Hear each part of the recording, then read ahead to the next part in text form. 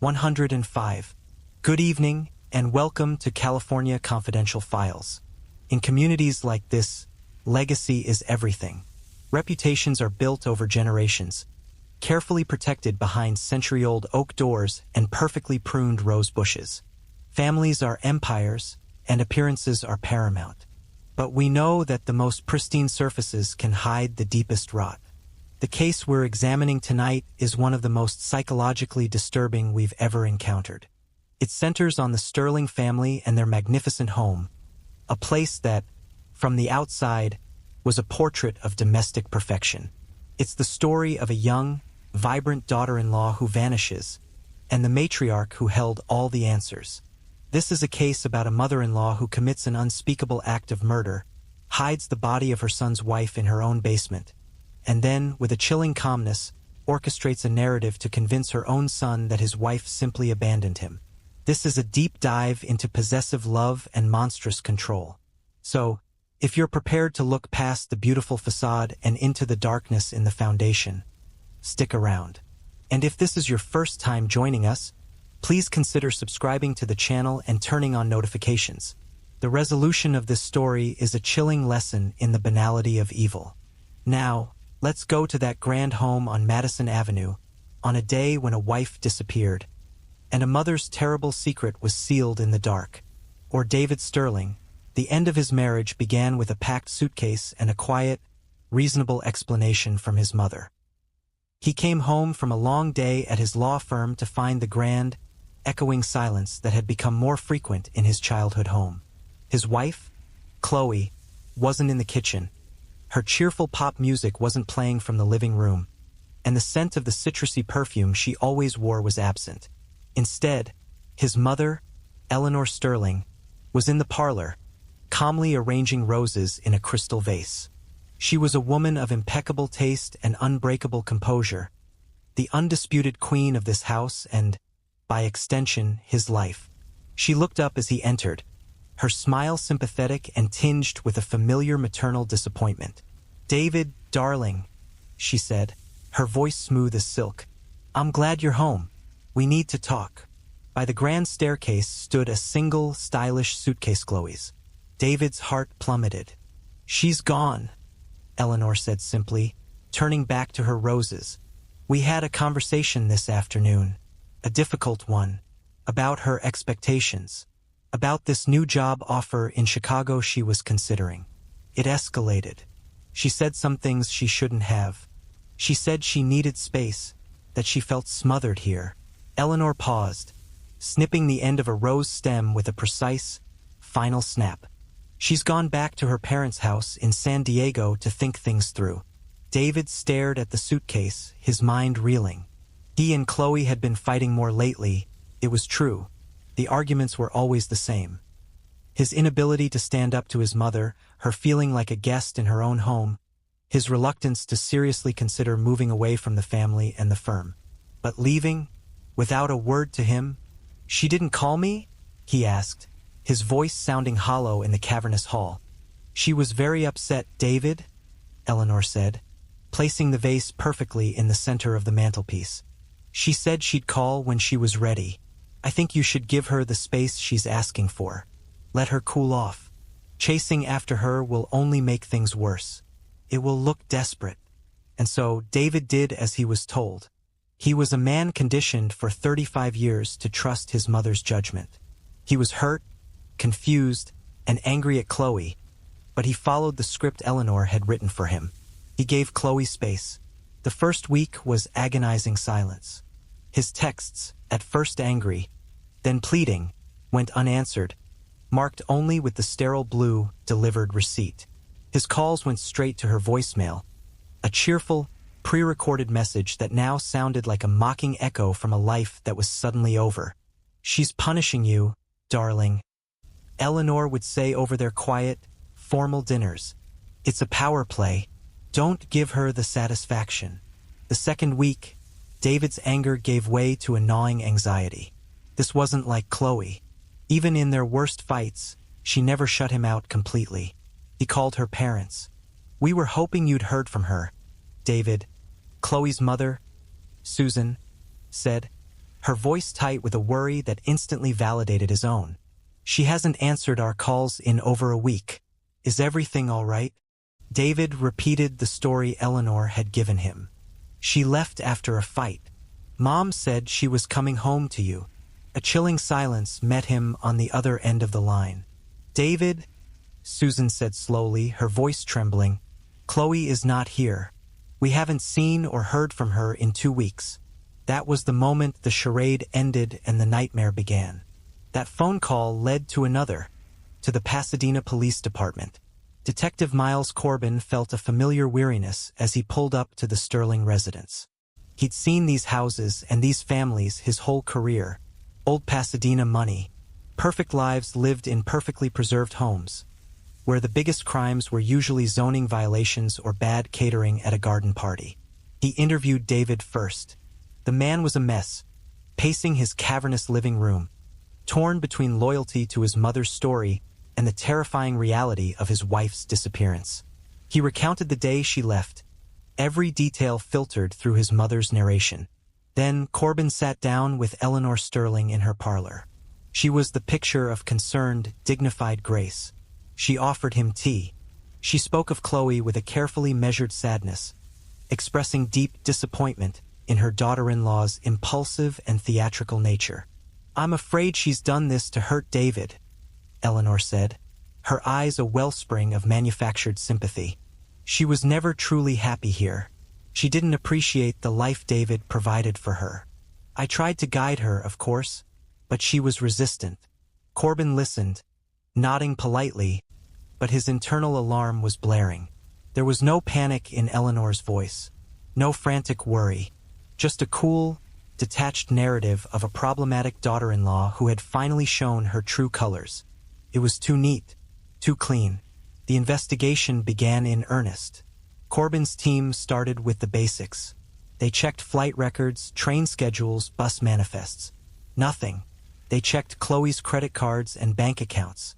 No activity since the morning of the day she left. Her car was still in the pristine garage. Her cell phone's last ping, just before it was turned off, was from the tower that serviced her own house. Chloe Sterling hadn't just gone back to her parents. She had vanished from the face of the earth. She was a digital ghost. Corbin returned to the house 2 days later.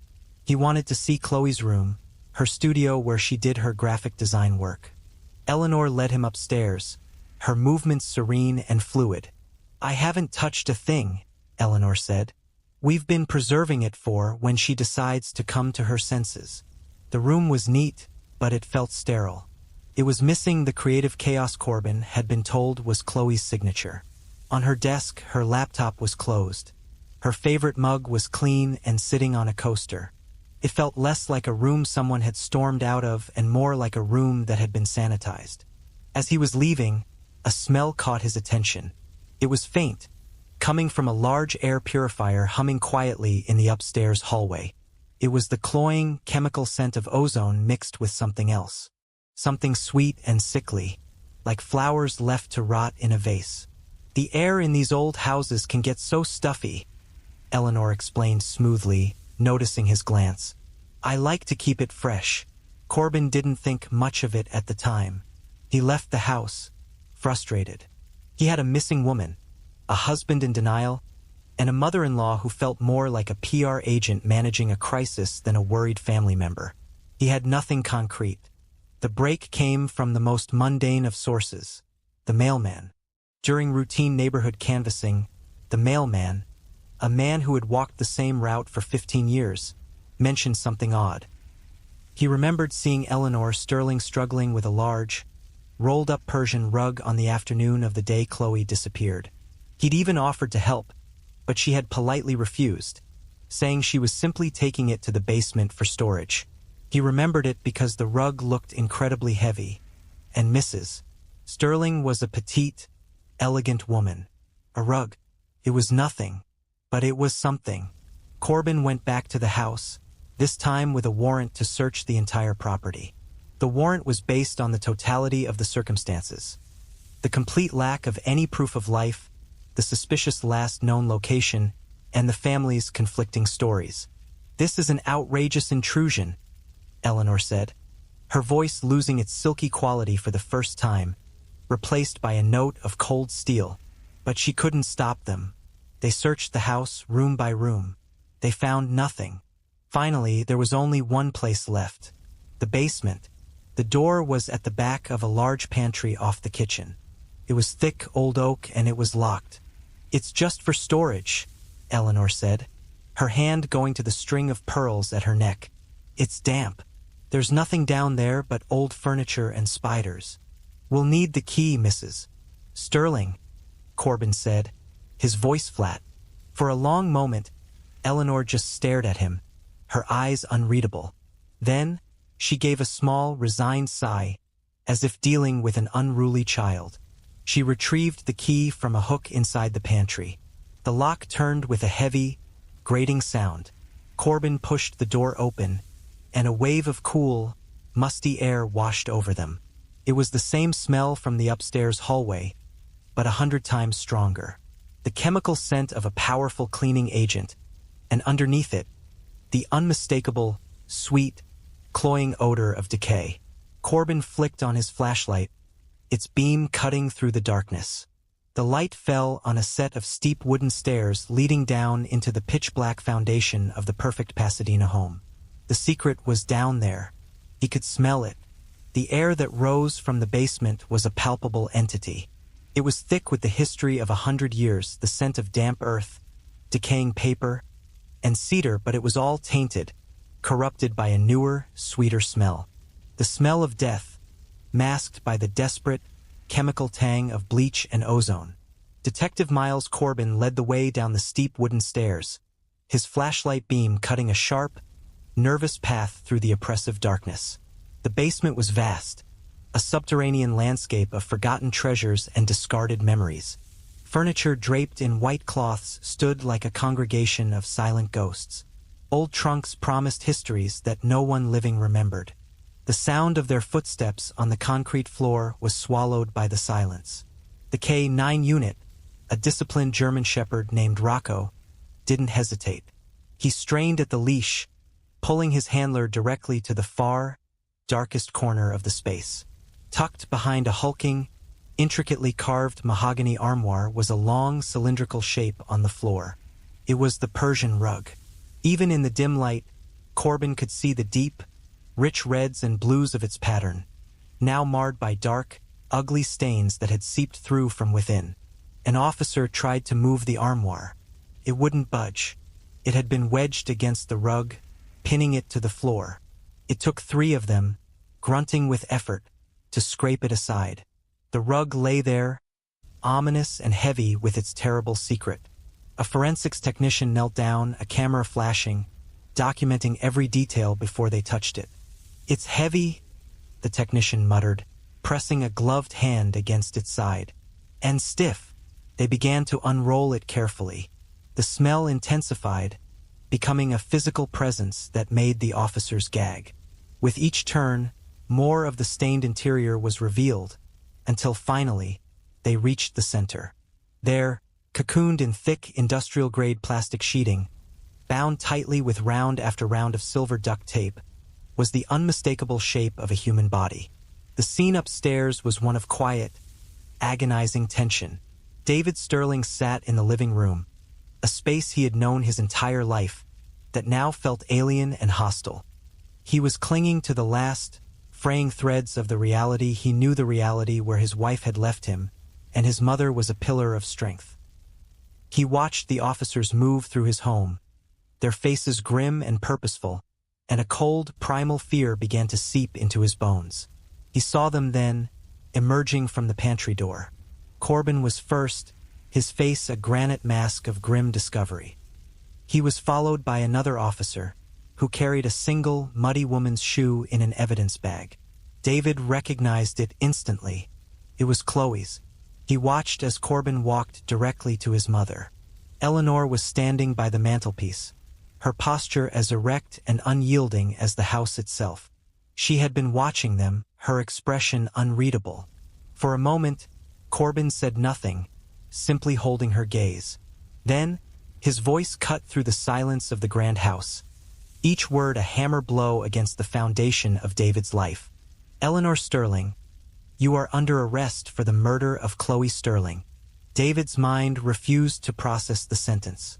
It was a glitch in the code, a string of words that didn't compute. Eleanor Sterling, arrest, murder Chloe. He looked from the stoic detective to his mother's pale, calm face. He saw her hand, steady as a rock, go to the pearls at her neck. She didn't gasp. She didn't protest. She simply gave a small, almost imperceptible nod, as if she had been expecting this all along.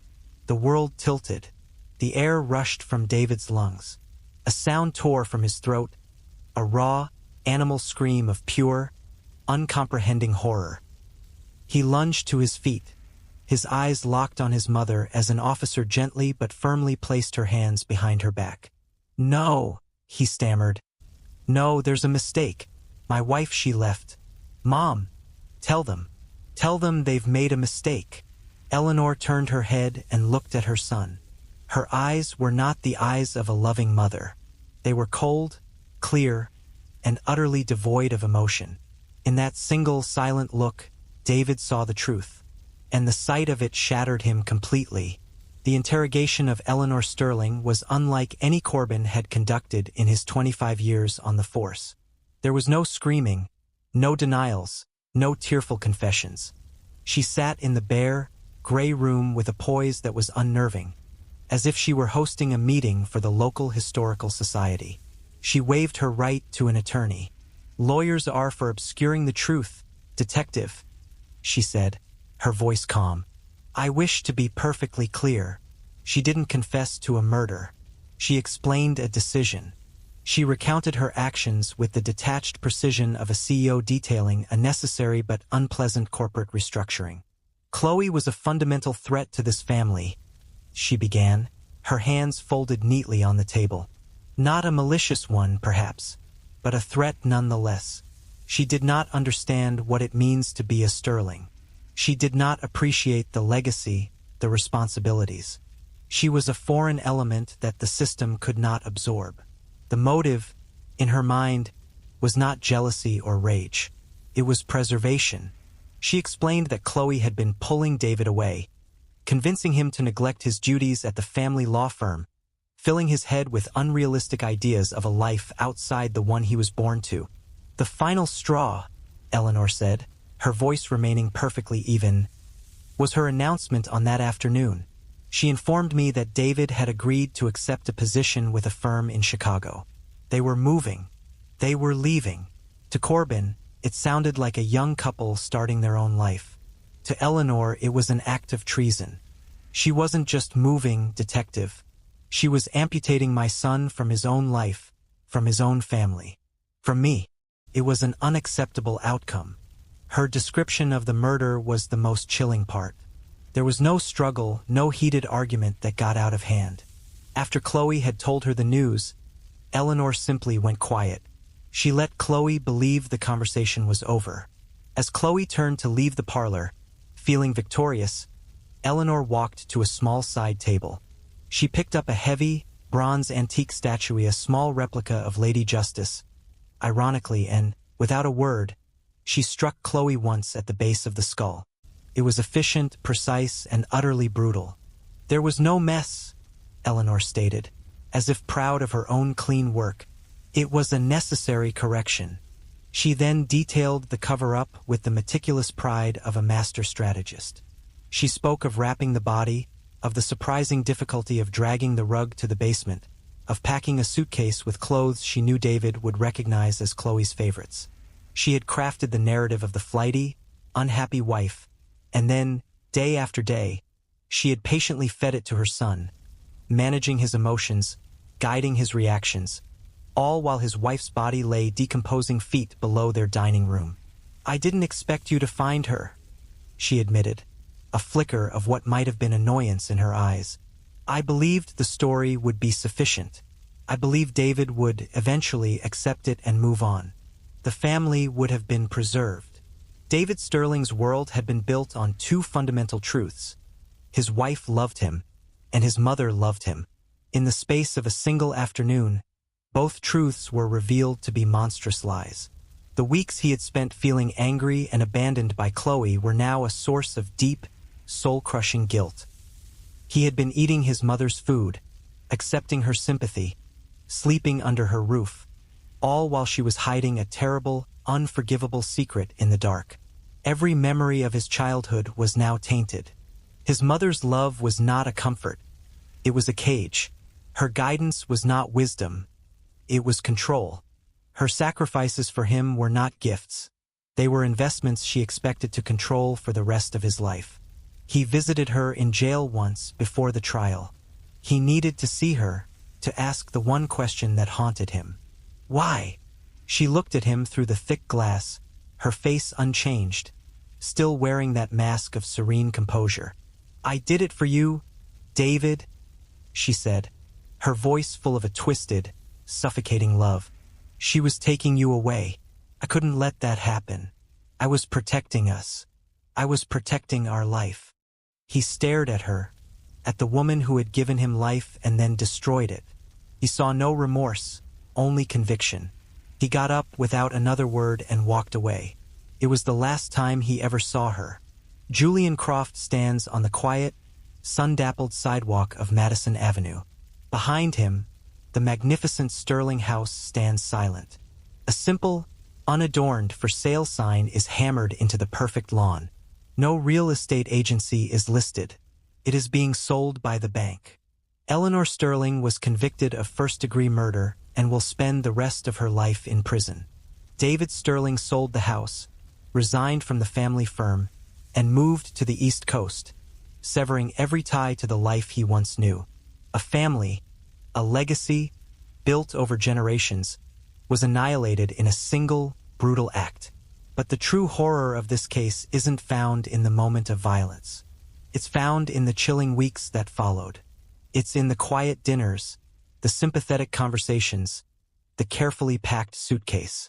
It's in a mother's monstrous ability to look her grieving son in the eye, day after day, and lie, all to maintain an illusion of control. It proves that the most terrifying prisons aren't the ones with bars and walls, but the ones built from a love so possessive, it would rather kill than let go.